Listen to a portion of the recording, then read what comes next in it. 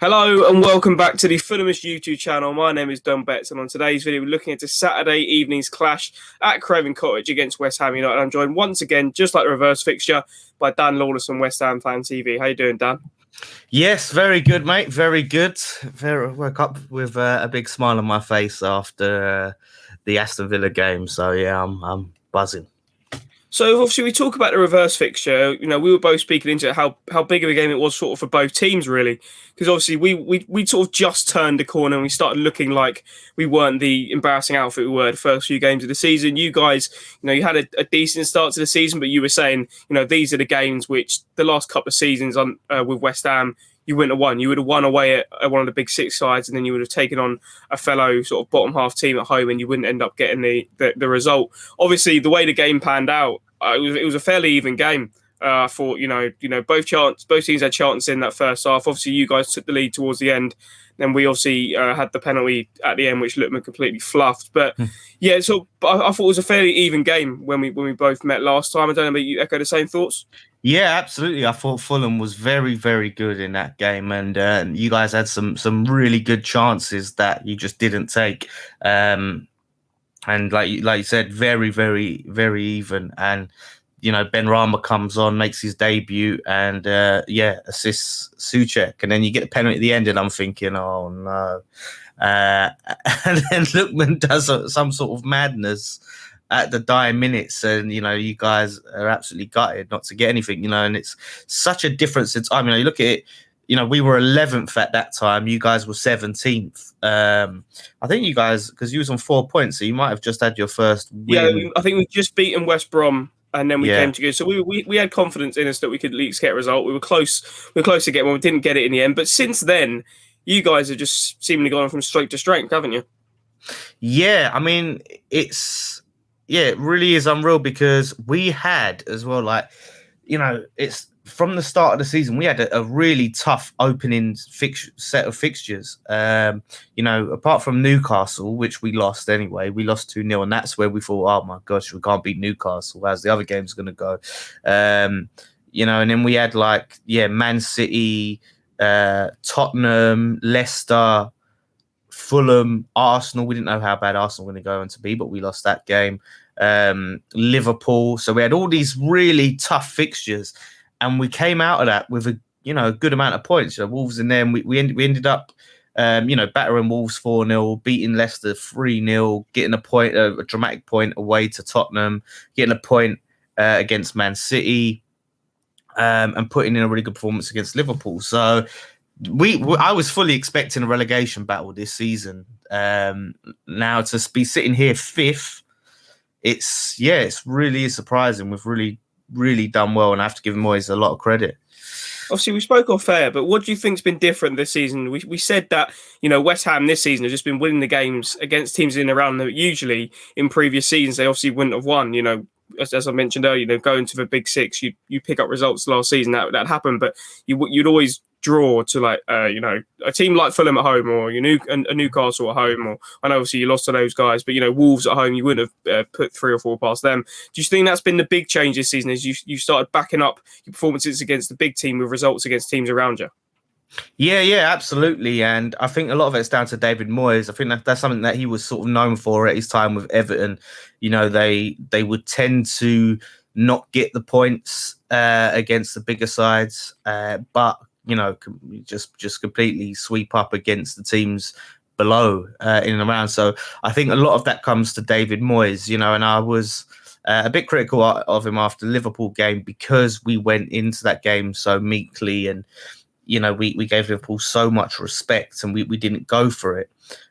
Whereas against the Villa game, we completely asserted ourselves in that game. So I think a lot of it is down to David Moyes. If I had to pick, I would rather do it this way, where, okay, we don't really pick up a lot of points against the top sides, but we get the points in and around the teams in and around and below us, because there's more points available. So I think he sort of made his name at Everton based off that, and they was always in and around this sort of 5th place in the table. So if he can replicate what he done at Everton with West Ham, I'll be very happy. Do you think that David Moyes, this is the first time we've seen him since he left Everton really showing that managerial quality that we saw during his time at Goodison Park? Because as you said, if you're actually the highest placed team out of all the London sides at the moment, you're above Tottenham, you're above Chelsea, you're above Arsenal, obviously you're above ourselves, Palace, etc. And so do you think what Moyes is instilling is, yes, we're not quite on the level of the big teams yet, but if we can be the best of the other 15 or the best of the other 14 teams, and that's sort of the sort of mentality he's trying to instill into these players? Yeah, I think so. I think, he went into Man United post Fergie, and which is like a complete poison chalice. I mean, manager after manager has failed there, and it's to go in there after Fergie, I think is such a difficult job. And then he tried his hand at managing abroad in Spain, which is completely, he was like a complete fish out of water. And then Sunderland, going into a team they were destined to go down in there. They were flirting with it time after time after time. They was really had a bad squad and a bad organised squad. And I think where he's come to West Ham, where we've got a good core group of players with us, he's been able to help bring in some additions that have been able to help get us up the table. We've had Souček and Bowen, now Ben Rama, Soufal, who pocketed Grealish last night. And then bringing in Lingard now, so he's making it's like we had a good core there, and now he's been able to add to it, and then, like you said, try and replicate some of that what he had at Everton. And we've always been in the Premier League era anyway. In the later eras, been in and around sort of Everton. We've always been sort of there and thereabouts. So they've been like, apart from they have had some relegation battles, but not as bad as we've had. But it's similar. And West Ham fans thinking, the most important thing about this is obviously backing up with a good finish come 38 games played, not just 19, 20. But also, if you do finish, I expect you guys to finish in the top half. And if you do finish, 5th, 6th, 7th, 8th, whatever, it's important that the board realise that it's now time to act on this, back this set of players, back this manager, so you can really push on from here, instead of like what happened when you moved to a London stadium where you had a great season at your last season at Upton Park, and you sort of just faded away. You didn't build on that.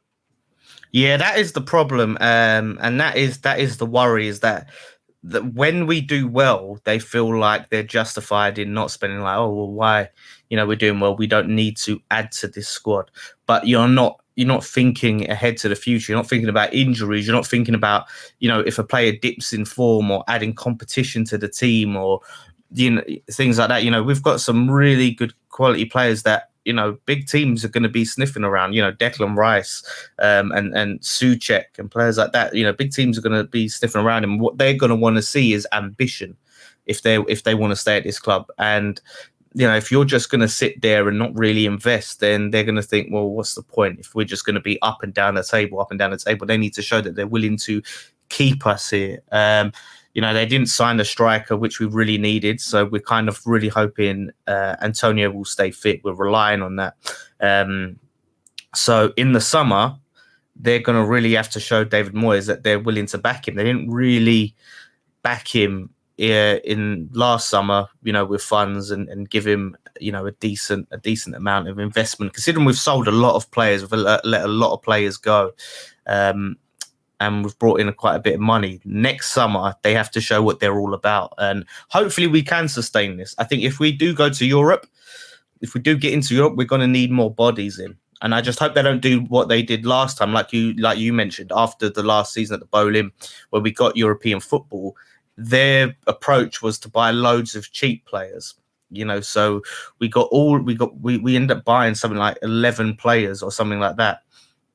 So we went with quantity over quality, whereas this time I want to see them invest smartly, back David Moyes for his targets, and build on what we've got. Obviously, you spoke about the transfers, as you have just then. You didn't do any business in January. Not many teams did. It was probably one of the slowest transfer windows of all time we've seen. Obviously, there's certain reasons for that. Obviously, being a global pandemic, but when you guys sold Sebastian Haller to Ajax, were you expecting them to at least bring in another forward? I know Lingard, is playing in attacking areas, but he's not a striker. So were you surprised that West Ham didn't end up getting in another striker in over the line, or was it just simply a fact of moving Haller on and the board think that the squad that you've got right now in attacking areas is perfectly fine? I mean, I wasn't surprised in the sense of I weren't surprised that they didn't replace him. You know, when we sold him, I absolutely knew that they didn't have anyone lined up. A lot of our fans were saying, "Oh, no, they'd have someone lined up." They didn't have anyone lined up. I thought it was really stupid and reckless. I mean, Sebastian Haller was our top goal scorer at the time, whether he didn't really fit or not, but he was still our top goal scorer. So he scored 7 goals. If he could have scored another 7 goals between now and the end of the season as a backup to Antonio, those 7 goals will really come in handy. I thought we would have at least brought in a loan. I think, is it you guys that have got Josh Madger on loan? Yeah, we got Josh Madger on loan from Bordeaux, and obviously it was us and Everton fighting out for Josh King. Obviously, he chose Everton. I mean, if you got a choice of working under Ancelotti or a relegation battle, I think you're going to choose Ancelotti any day of the week there. But yeah, we were obviously, I was surprised you guys weren't more seriously in the hunt for someone like Josh King, but yeah, we ended up getting Josh Madger on loan in from Bournemouth. Yeah, we were linked with him, and I think we were linked with him in the summer as well. So it baffles me that we didn't go for that because it's a loan deal, you know. So we're not having to pay any big transfer fee. It's a loan deal, so we can bring him in and have him there if Antonio gets injured. We've got, you know, that a striker there to come off the bench or to push Antonio and give him that competition. So that's baffling. The Josh King deal, you know, it was £5 million they've paid for Josh King. You know, we've sold Haller for 25 million. We don't have 5 million to pay for Josh King, who, I mean, I don't massively rate, but David Moyes has been interested in him since the summer. And again, once again, as a backup and someone to push Antonio, that would have been a really good signing. So they were really good deals that you think the board would have been all over, but, you know, we just didn't do it. So, yeah, it's really surprising. But like you said, Josh Madger, he was someone that you look at, you know, he's done good in the Championship. A lot of people know him from the Sunderland documentary. He's also, you know, been playing in France, and it could turn out to be a really good signing for you guys, and just something that player that you need, and that could end up. I can see that biting us in the backside after we've missed out on him and he'll come and score against us, sort of written. Yeah. So if we move on to a Saturday evening's game, how are you looking at it? Is it just these are the games, if you are going to finish where you're looking at finishing, where you are on the table right now, these are the games you simply have to, like Leicester did to us last night, really, or obviously on Wednesday night, it depends when you're watching this. But yeah, those are the games you sort of need to go to these away grounds against teams who are fighting for their lives and just pick up the 3 points with a professional performance. Yeah, I mean, it's one of those. I mean, we did it yesterday at Aston Villa, who have been having a really good season. But these are the games that I really worry about, because they're the games where you look at and on paper, yeah, we should win that game based on the season we're having, the season you're having, the players that we've got. But these are the games that make me nervous. And, you know, I was saying on our watch along last night, we can't take Fulham for granted. We just can't. I think there's been a few games, even some of the games where you've lost, obviously including the game we played, but other games recently that you haven't won. But you've shown that there's something there. There's something in that side that, you know, has that capability to stay up and has that capability to cause problems for teams. It's just sometimes been difficult getting that result over the line. So I think we need to just treat this game like any other game, you know, as if it was a team that's, you know, up there near at the top of the table, and just go out and really work hard and work like we played yesterday, you know, really not giving players time, not giving players space, and just really go for it. So yeah, I'm not looking at this going like 3 points, and I never do. I'm like, a lot of West Ham fans are much more positive than me. I'm sort of pessimistic. I'm always expecting the worst just because I've been programmed that way by West Ham. So it's going to be tough, but you're right. If we want to be up there, we've got to be looking at the teams down near the bottom and thinking, right, we need to at least be beating those teams. So we need to win this game, you know, and then we've got Sheffield United after that. So it's a really good opportunity for us now. Yeah, obviously, us. It's going to be very tough for the three bottom teams in us, West Brom and Sheffield United, to get out of this at the moment. It's just Newcastle winning at Everton, Brighton winning 3 games out of 4. Winning away at Leeds, winning away at Anfield, beating Tottenham at home.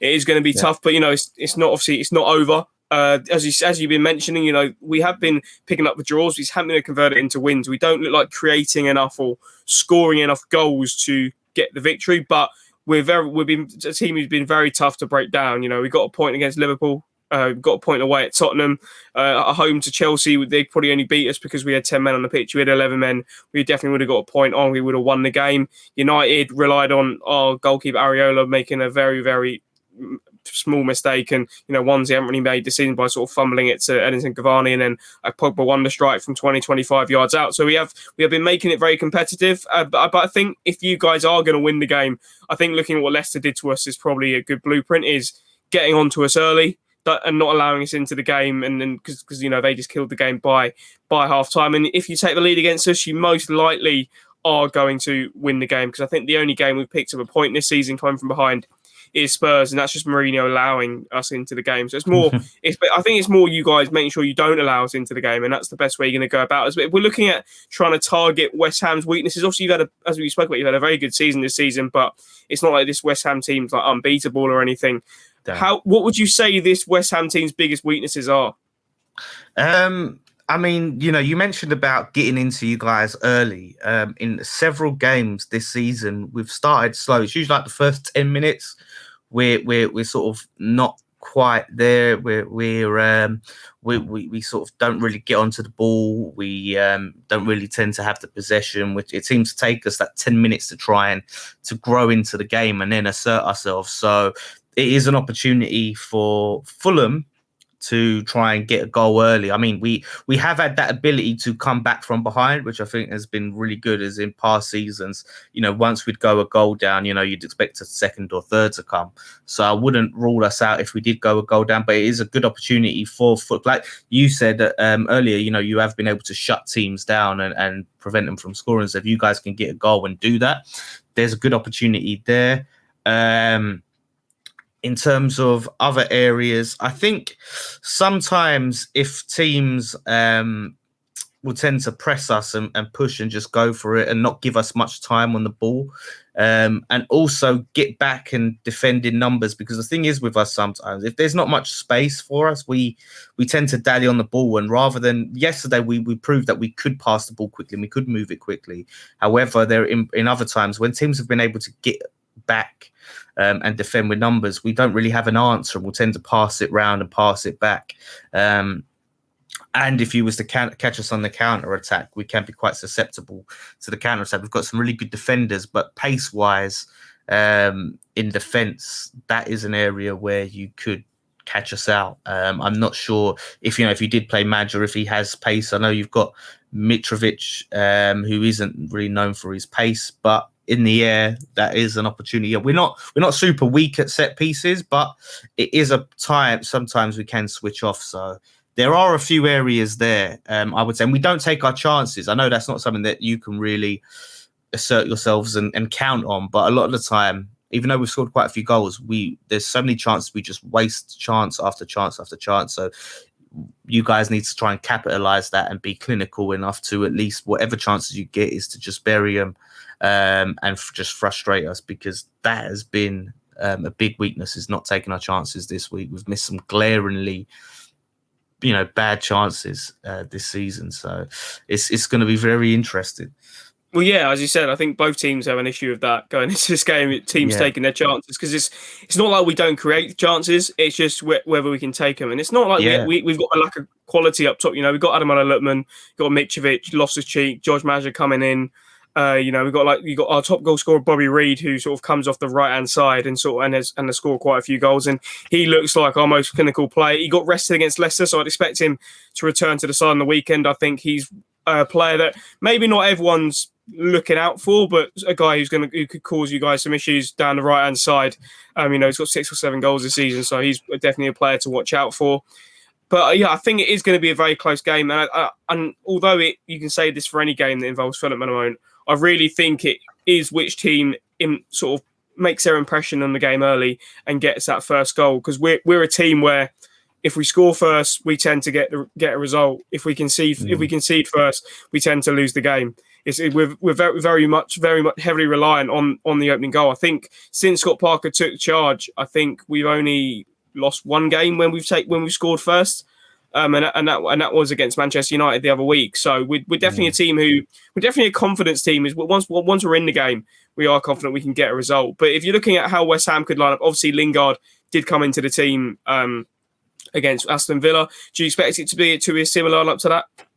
Yeah, I mean, I would think so. There's a bit of time. I mean, he might rotate. He might decide he wants to. It depends how Lingard is feeling after that. I mean, because he hasn't played in the Premier League all season. So I was really shocked that he even started that game. But he looked so sharp, and I would definitely start him because he just gave our attack so much energy. The movement was so much better. The pace, the link-up play. It was really good to see. So I would line up exactly the same way. He might decide he wants to bring Jared Bowen back in, seeing how he feels. But yeah, Ben Rama as well. Ben Rama was obviously someone he helped us get the winner against you guys last time. So I would definitely keep him on the bench. I wouldn't change a single thing. It's interesting. Last time we played, I think that's when we was playing our back five as well, and we was playing the wing backs with Masuaku as a left wing back, and I think it was either Sufal or Fredericks at right wing back. Probably Sufal. So you're playing at a different system, West Ham. Where we're back to the back four because Masuaku is injured. So that is going to be very interesting to see if how that changes things. From last time, if we are going with the formation that's a little bit more attacking, more numbers up front. But yeah, definitely, I think just go with the same formation, get them points on the board. Then we've got Man United coming up in the cup, so that's the time to start to maybe bring in some other players back into it. So, and Lingard is cup tied anyway and can't play against his loan club. So yeah, while he's on a high, while he's buzzing, put Lingard back in. 2 goals, he's going to be on a high. Let's build on that. You mentioned the cup there. Is that something West Ham fans want you to focus on, or actually, because it's a season where fans can't go, if this is the one season where West Ham end up winning the silverware and you guys can't even turn up to the cup final, it'll be devastating. Yeah, do you know what? I was saying that, like, we done a live stream and someone asked, like, would you take winning the cup and getting relegated, or Champions League or European football and no cup? And I said this season I would take European football and no cup because we can't be there. I would still love to win the FA Cup because it's something that you can say, my club has won the FA Cup, in recent history. It's another trophy in your cabinet, and it's been like 40 years. It's over 40 years now since we last won it. So I would love to see us win the cup, but I want to see where this team can go, in terms of Europe and getting that money. I think the FA Cup gets you Europa, doesn't it? Does it? Still So if you win the FA Cup, you'll get Europa League, and then if a team already in the top 6 wins it, obviously it just means the top 7 will get places in European football. And I think this season, the team in 7th gets the Conference League, which is another European competition that's been brought in from next season.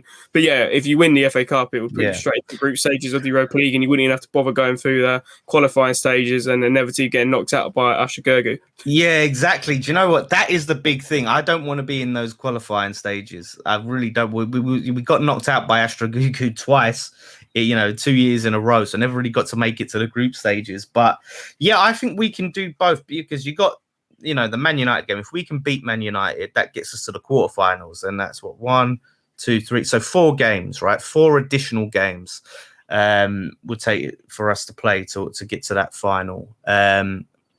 So yeah, I think we can do both. And if it causes us to drop a couple of places, so be it. I would still, even though I can't be, then it would be gutting. I think they are trying to push to get fans back in, or some fans I was hearing. For because they pushed final. the League Cup final back to April to try and get fans in. So there's hopefully, and obviously, UEFA are hoping to get fans in for the European Championships, which Wembley's hosting a lot of games for that. So they'll be hoping to get fans in from there. But if we wrap it up, Dan, if I can push you for a score prediction for Saturday's game, what are you going to go with?